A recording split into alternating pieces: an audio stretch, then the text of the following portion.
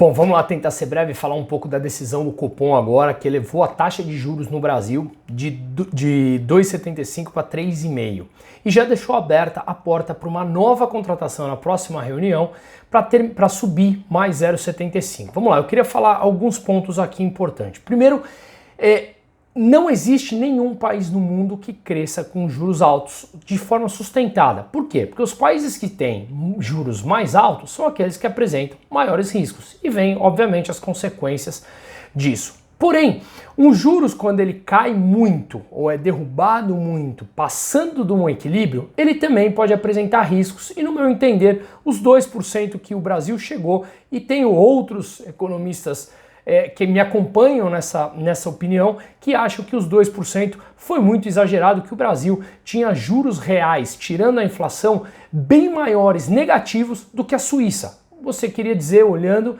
o país passava a mensagem de que a gente seria mais seguro do que a Suíça, o que obviamente isso não passa longe de uma realidade. Então vamos lá. Eu acho sim que quando caiu para 2 ele exagerou, mas ele queria também, o governo queria baratear o custo da dívida. Muito da dívida brasileira é corrigido através da Selic. Quanto mais baixa, menor a correção e a dívida sobe menos.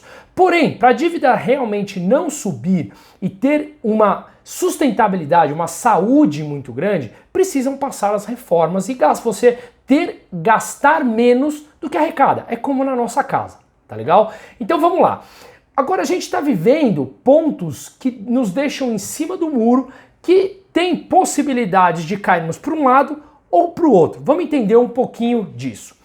Lá fora, basicamente nos Estados Unidos, aí eu venho falando diariamente que a gente tem uma possível elevação de inflação no médio prazo. Isso faz com que lá fora eles tenham que subir os juros no eventual quadro inflacionário.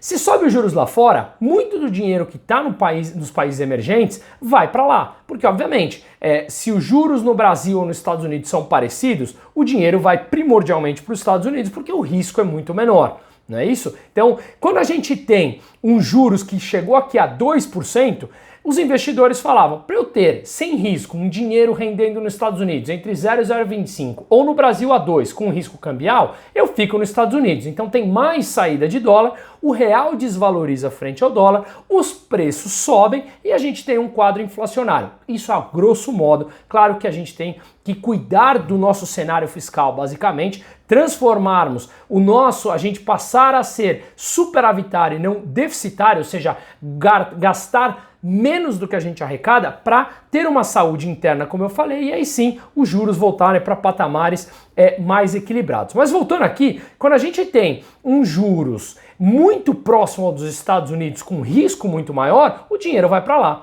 Então, se lá eles tiverem que subir os juros por um possível quadro inflacionário, a gente vai sentir aqui o real desvaloriza frente ao dólar e a gente tem também um possível quadro inflacionário maior por conta dos produtos que são cotados em dólares, commodities e tudo mais, tá? Agora, aqui no Brasil, a gente vem tendo dados econômicos melhores do que o esperado, que faz com que possa atrair capital e o real ficar num patamar muito mais razoável e trazer a inflação para patamares realmente equilibrados, tá? A gente não tem um quadro inflacionário agora, apesar de picos e vai e volta, mas parece que pode ser uma inflação temporária, né, de alguns setores, como alimentos, por exemplo, mas de qualquer maneira esses dados dão sustentação para que possa continuar tendo uma melhora no quadro econômico, trazer dinheiro e a gente mantenha um equilíbrio no nosso câmbio. Agora, por outro lado, se a pandemia volta a piorar, o Brasil tem que gastar mais, piora o quadro fiscal brasileiro, que já é muito complicado, faz com que o cenário se deteriore macroeconomicamente interno aqui falando no Brasil e o câmbio volte a se depreciar, trazendo novamente correções de preços ou desvalorizações das moedas que levam à alta do preço, que é a inflação, nada mais do que a desvalorização da moeda local. Então, a gente está vivendo esses dois lados. Quando o Brasil mostrou agora a mensagem de que deve subir o juro para 3,5, deve continuar subindo até 4,25 em junho, mostra que a gente realmente tem que voltar para um patamar equilibrado, deixar de ter juros real negativo, ou seja, os juros menos a inflação hoje no Brasil é negativo. O juros está 3,5%, a inflação está em 5%, a gente tem juros real de mais de 1%. A gente pelo menos ter uma inflação juros real de 0, ou seja, um juros igual à inflação, a gente já volta para patamares mais equilibrados de câmbio, atraindo capital que possa fazer sentido para render aqui com juros. De novo, quando a gente arruma o nosso quadro fiscal, faz a nossa lição de casa, naturalmente os juros caem por si só, tá? Porque o risco país diminui. Por isso que as reformas são tão importantes. Um outro ponto muito relevante aqui na Selic é que, subindo a Selic, a gente pode elevar a nossa dívida pública em 100 bilhões. Essa alta de 2,75 para 3,5 pode elevar a dívida em 100 bilhões. Por quê?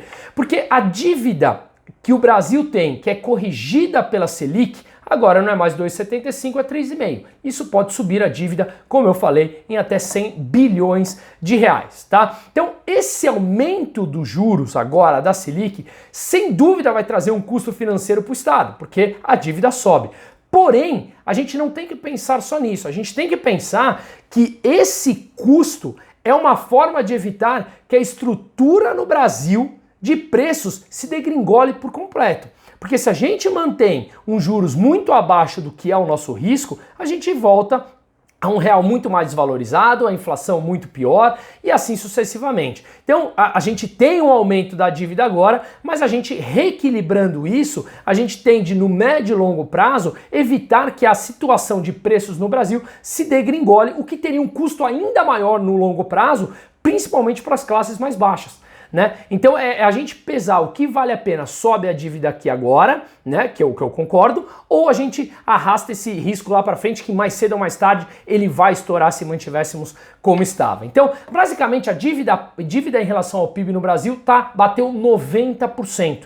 Se você pega México, Colômbia, tá na casa dos 40%, 50% no caso do México, Colômbia um pouco menor. Então o risco Brasil aumenta porque a dívida está muito alta. Tirando o Japão, que é o país mais endividado do mundo, com mais de 200% de relação dívida-PIB, os Estados Unidos com mais de 100%, mas os Estados Unidos pode emitir dólar, que eu acho que vai trazer problemas. O Brasil não pode ficar imprimindo real, porque não tem demanda pelo real, assim como tem pelo dólar, apesar das consequências que eu acho que isso trará no futuro próximo. De qualquer maneira, a dívida interna no Brasil está na casa dos 5,2 trilhões de reais.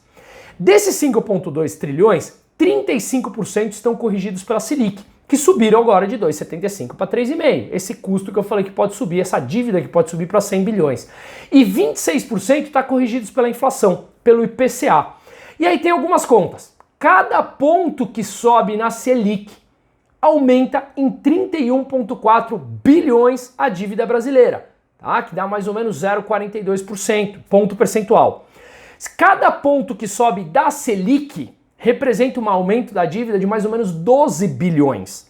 Então, cada ponto da Selic, 31 bilhões, cada ponto do IPCA, da inflação, 12 bilhões. Então é fazer a conta. Só que agora a gente está num cenário em que a Selic deve subir e a inflação está subindo também, né? Então é fazer a conta se faz mais sentido o Brasil emitir mais dívidas, né? Emitir mais dívida para captar dinheiro atrelados ao IPCA, ou atrelados à Selic, que vai subir. Qual é o custo aí que vai aumentar menos a nossa dívida, mas sempre tendo em linha que é importantíssimo fazer as reformas e manter e tentar trazer para uma razoabilidade o quadro fiscal brasileiro, fazer com que a gente diminua o tamanho do Estado e gaste menos do que a gente arrecada. Tá? Então a manutenção da inflação sob controle no Brasil é a principal política que o Banco Central do Brasil pode fazer para ajudar na gestão da dívida pública. Se a gente tem um descontrole da dívida pública,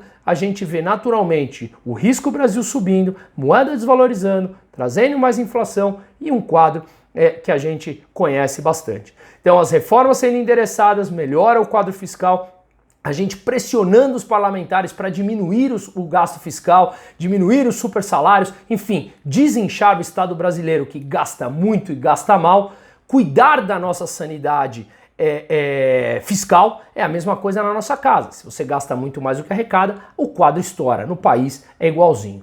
Então, de qualquer maneira, vale a reflexão. Eu acho que é super importante o Banco Central começar a subir, como já vem fazendo, e tentar trazer para um equilíbrio maior a Selic, que é o juros básico do Brasil. Qualquer dúvida, por favor, me pergunte, vamos debater, porque isso é super importante. Um forte abraço e uma ótima noite.